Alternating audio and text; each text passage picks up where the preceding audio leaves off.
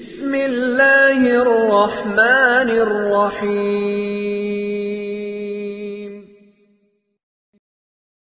بسم اللہ الرحمن الرحیم وبہ نستعین۔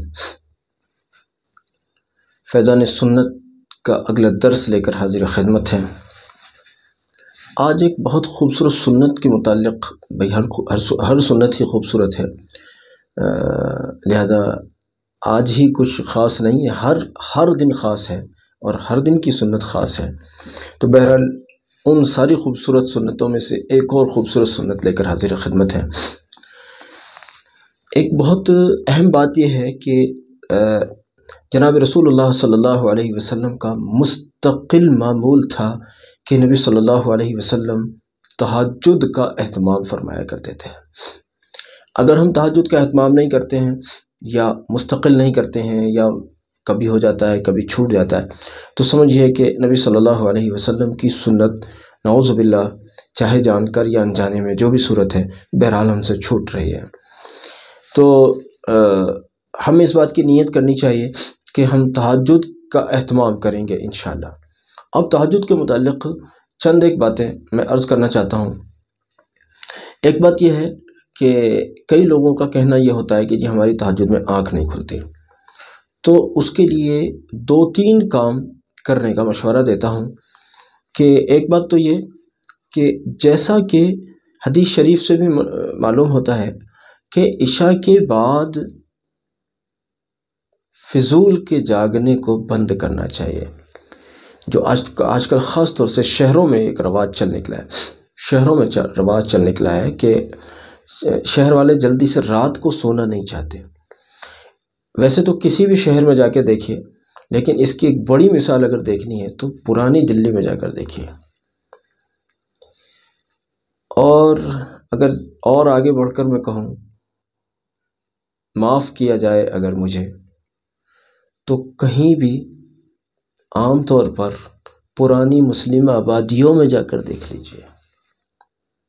غیر مسلم آبادیاں تو ہم دیکھتے ہیں دن میں بھی سونی سونی پڑی رہتی ہیں، لیکن مسلم آبادیاں راتوں کو جیسے میلے لگتے ہوں۔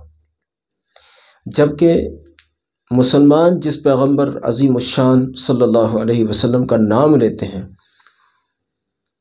انہی رسول علیہ السلام کی تعلیم یہ ہے کہ عشاء کے بعد نہ جاگا جائے، لیکن اللہ معافی فرمائے مسلمانوں نے یہ عہد کر رکھا ہے کہ نبی صلی اللہ علیہ وسلم کی تعلیمات کی دھجیاں بکھیرنی ہیں، نعوذ باللہ۔ اس لیے آپ دیکھیں گے جتنے پرانی آبادیاں ہیں مسلمانوں کی شہروں میں، وہاں پر راتوں کو میلے جیسا سما ہوتا ہے، میلے جیسا سما ہوتا ہے۔ دیکھیں آپ اپنے آس پاس کے پرانے شہروں کی پرانی آبادیاں دیکھیں، اور ساتھ میں پھر غیر مسلموں کی آبادیاں بھی دیکھیے گا، وہاں دن میں بھی میلہ نہیں لگتا اور یہاں راتوں کو میلہ لگتا ہے۔ پھر نتیجہ کیا ہوتا ہے؟ پھر نتیجہ یہ ہوتا ہے کہ صبح کو تہجد میں اٹھنا چھوڑیے، صبح کی فجر بھی غائب ہو جاتی ہے، اللہ حفاظت رکھے۔ تو اس لیے اگر یہ چاہتے ہیں ہم کہ تہجد میں اٹھ سکیں تو کم سے کم یہ کوشش کیجئے کہ عشاء کے بعد فضول میں نہ جاگا جائے۔ کوئی ضروری بات ہے، کوئی ضروری کام ہے، کوئی مسئلہ ہے، چلیے سمجھ میں آتی ہے بات، لیکن یوں فضول میں جاگنا یہ مناسب نہیں ہے۔ دوسری بات، میری یادداشت میں یہ بات آتی ہے کہ کسی نے حضرت شیخ زکریا رحمۃ اللہ علیہ سے کہا کہ حضرت تہجد میں آنکھ نہیں کھلتی، تو انہوں نے مشورہ دیا کہ عصر کے بعد کھانا کھایا کرو۔ اب تو ہمارے نمازی بھی عشاء کے بعد کھانا کھاتے ہیں، جبکہ میں تو یہ مانتا ہوں، ضروری نہیں کہ آپ میری بات سے اتفاق کریں، لیکن میں یہ مانتا ہوں کہ سب سے بکواس ٹائم ہے یہ کھانا کھانے کا۔ عشاء کے بعد کھانے کا وقت نہیں ہے، عشاء کے بعد سونے کا وقت ہے۔ بعض لوگ اور بھی دیر سے کھاتے ہیں، 10-10 11-11 بجے کھاتے ہیں، جبکہ 7:30 بجے آج کل نماز عشاء ہو رہی ہے اور وہ 10 بجے کھانا کھائیں گے۔ اب سردی بھی شروع ہو جائے گی، ہو گئی مطلب، تو کب وہ چہل قدمی کریں گے، کب وہ کھانا ہضم ہوگا، کب وہ سوئیں گے، اور اگر یوں ہی سو گئے تو اب ظاہر بات ہے کہ ان کو بیمار ہونے سے کون روکے گا؟ اللہ نے اس باڈی کا ایک نظام بنایا ہے۔ تو حضرت شیخ زکریا رحمۃ اللہ علیہ نے جو یہ جو بات فرمائی ان شخص کے جواب میں، تو اس میں یہ تھا کہ عصر کے بعد کھانا کھا لیا کرو۔ اس سے منشا یہ تھا کہ ظاہر بات ہے جب تک آپ کے سونے کا وقت آئے گا جب تک ہر صورت آپ کا کھانا ہضم ہو چکا ہوگا۔ اب جو کھانے کا جو نشہ ہے، کھانے کا جو خمار ہے، وہ اس وقت تک یعنی تہجد کے وقت تک ہر صورت ختم ہو چکا ہوگا۔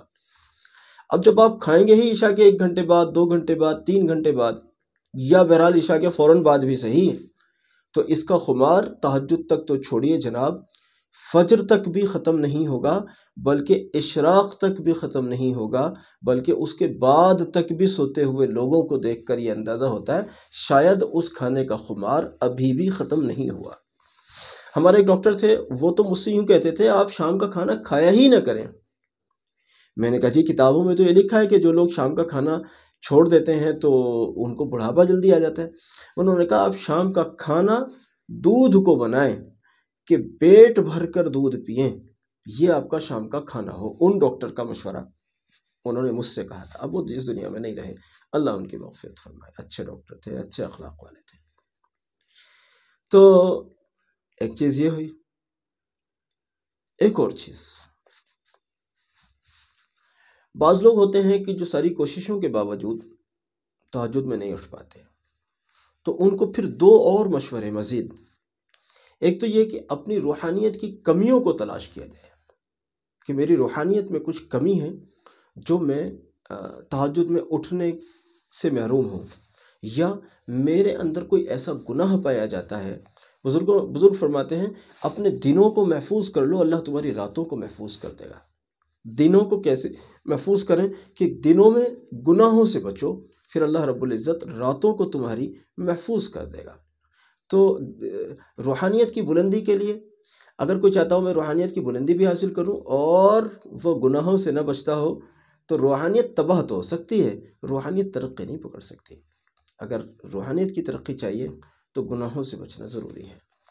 چلیے بہرحال، اور ایک اور آخری مشورہ یہ ہے جس کو بعض بزرگوں نے لکھا بھی ہے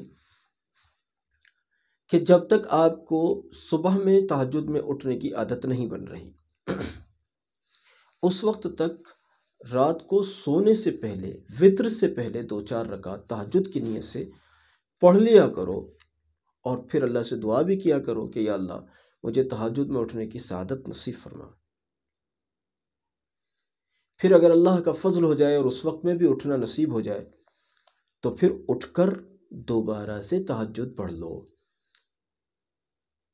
اللہ چاہے گا اس طرح سے دھیرے دھیرے انشاءاللہ تہجد کی عادت بن جائے گی۔ لیکن جو ایک بات میں نے کہی، رات کو جلدی سونا اپنی عادت بناؤ۔ راتوں کو 11 12 بجے تک جاگنا، وہ بھی فضول کا جاگنا۔ ہم مان لیتے اگر آپ رات کو جاگ کر قرآن پڑھ رہے ہوتے، ہم مان لیتے اگر رات کو جاگ کر آپ درود شریف پڑھ رہے ہوتے، ہم مان لیتے اگر رات کو جاگ کر آپ کوئی اور دین کا، خیر کا، بھلائی کا، اپنے والد صاحب کی ٹانگیں دبا رہے ہوتے، اپنی والدہ کا سر دبا رہے ہوتے، ہم مان لیتے۔ لیکن مزے کی بات تو یہ ہے راتوں کو جاگ کر ہم صرف فون چلاتے ہیں، یا اللہ جانے کہاں کہاں ادھر ادھر چائے کی دکانوں پر، باہر ٹہلنے میں، اور باہر یوں اور باہر اوں، پتہ نہیں کہاں کہاں وقت گزارتے ہیں۔ اپنے بچوں کی فکر کرو، بچوں کو راتوں کے اس ٹہلنے سے بچاؤ۔ یہ بہت ساری بیماریوں یعنی بہت ساری بری عادتوں کو جنم دیتا ہے یہ راتوں کا ٹہلنا، اور ان بڑی بیماریوں میں سے ایک بہت ہی بڑی بیماری یہ ہے کہ یہ راتوں کا جاگنا فجر کی نماز سے، اور اگر فجر سے نہیں بھی صحیح تو بہرحال تہجد سے ضرور محروم کر دیتا ہے۔ اللہ رب العزت ہم سب کی حفاظت رکھے، ہمیں اور ہماری نسلوں کو دین کے لیے، دین کی خدمتوں کے لیے، دینی اعمال کے لیے قبول فرمائے۔ جزاک اللہ۔ السلام علیکم ورحمۃ اللہ۔